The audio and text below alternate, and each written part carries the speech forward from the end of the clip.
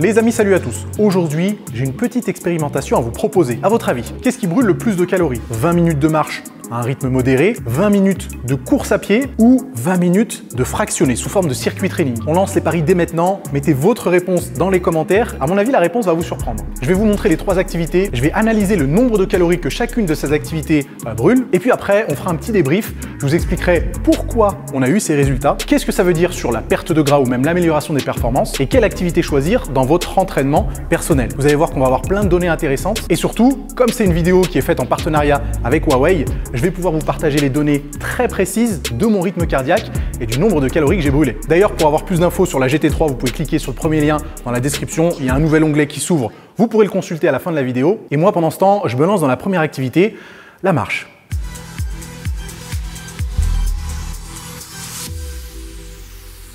Ok, 20 minutes de marche à partir de maintenant.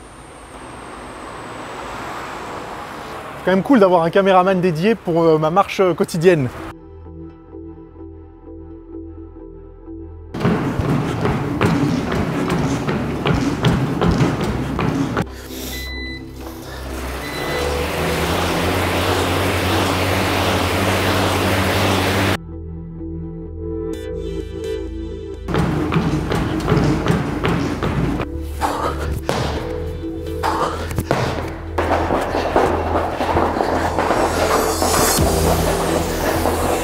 Non, vous pouvez passer, hein. Merci. Ils sont gentils. Hein.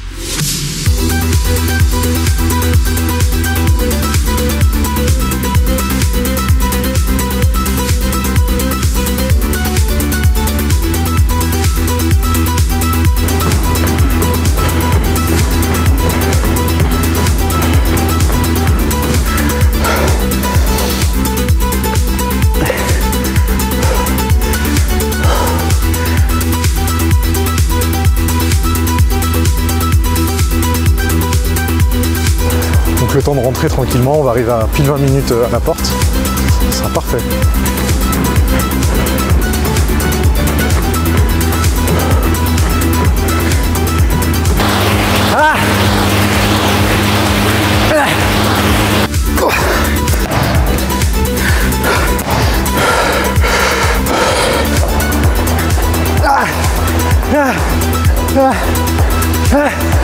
Ah j'en peux plus.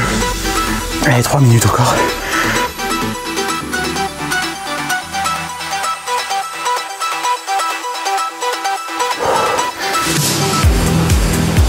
Ah ah.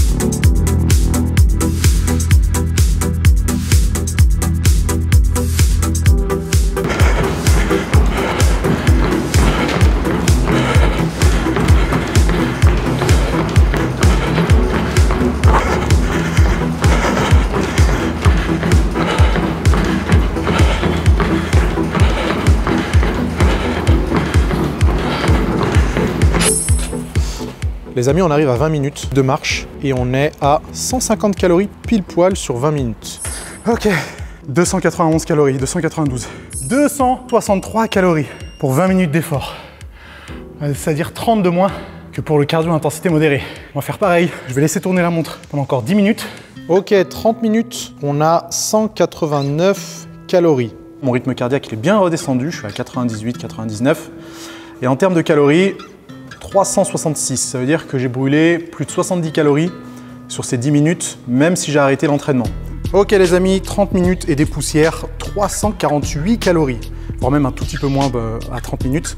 Donc, le grand gagnant, entre guillemets, c'est bien le cardio à intensité modérée et ici la course à pied. En 20 minutes, c'est l'activité qui a brûlé le plus de calories. Et ça, je pense que la plupart d'entre vous auraient plutôt misé sur le fractionné. Et pourtant, le fractionné, il était relativement intense. Je sais que certains vont dire, mais si tu avais fait du 30-30 plutôt que du 20-40, parce que là, j'ai fait 20 secondes d'effort, 40 secondes de récupération, tu aurais brûlé plus de calories. Je suis pas sûr. Et d'ailleurs, le 30-30, pour moi, c'est pas du fractionné. Parce que c'est impossible de tenir un rythme très intense sur 20 minutes en faisant 30 secondes d'effort et 30 secondes de récupération. À moins que vous ayez une condition physique de fou. Je pense ceci dit que la dépense calorique sur la marche est un tout petit peu surestimée parce que mon rythme cardiaque était un peu haut, mais ça c'est les conditions de tournage.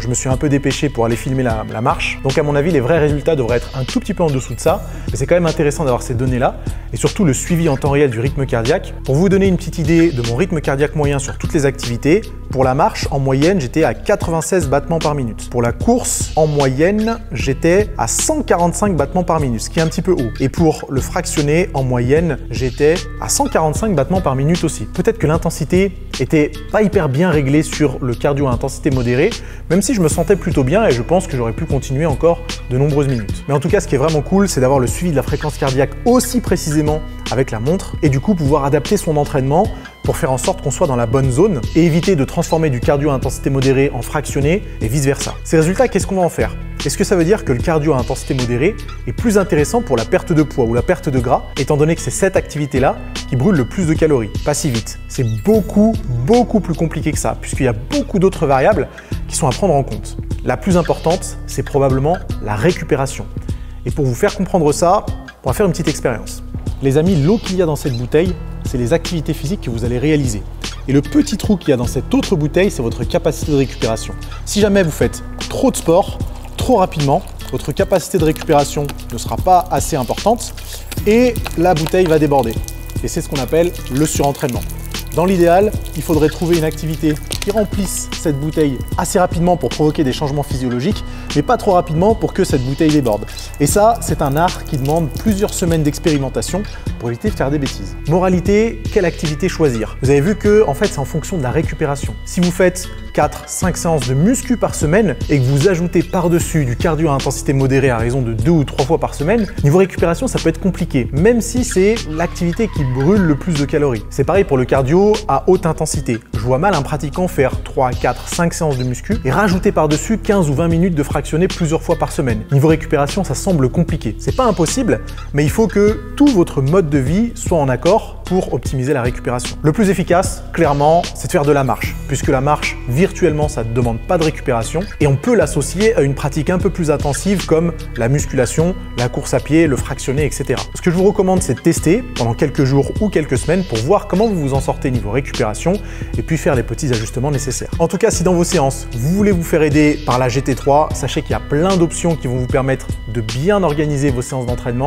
En plus du suivi ultra précis du rythme cardiaque, vous avez aussi le coach santé avec lequel vous pouvez planifier vos séances, que ce soit vos séances de fractionné, de course à pied ou même de musculation. La montre est hyper légère, il y a un GPS hyper précis pour vos sorties. L'écran est ultra lisible et ça change tout pendant que vous faites une séance d'entraînement pour voir les indications très rapidement. Et cerise sur le gâteau, la batterie est ultra costaud jusqu'à 2 semaines de charge. Et ça, honnêtement, ça change la vie. Vous ne serez pas obligé de la recharger tous les soirs et de penser aussi à ça. Donc, si vous voulez choper la GT3, cliquez sur le premier lien dans la description. Vous pourrez voir toutes les options et tout ce qu'offre la montre. Et moi, je vous parlerai d'autres fonctionnalités dans les prochains épisodes. Les amis, si la vidéo vous a plu, vous savez ce qu'il y a à faire. Un gros pouce en l'air, on partage la vidéo. On n'oublie pas de s'abonner et nous, on se retrouve très rapidement pour la suite.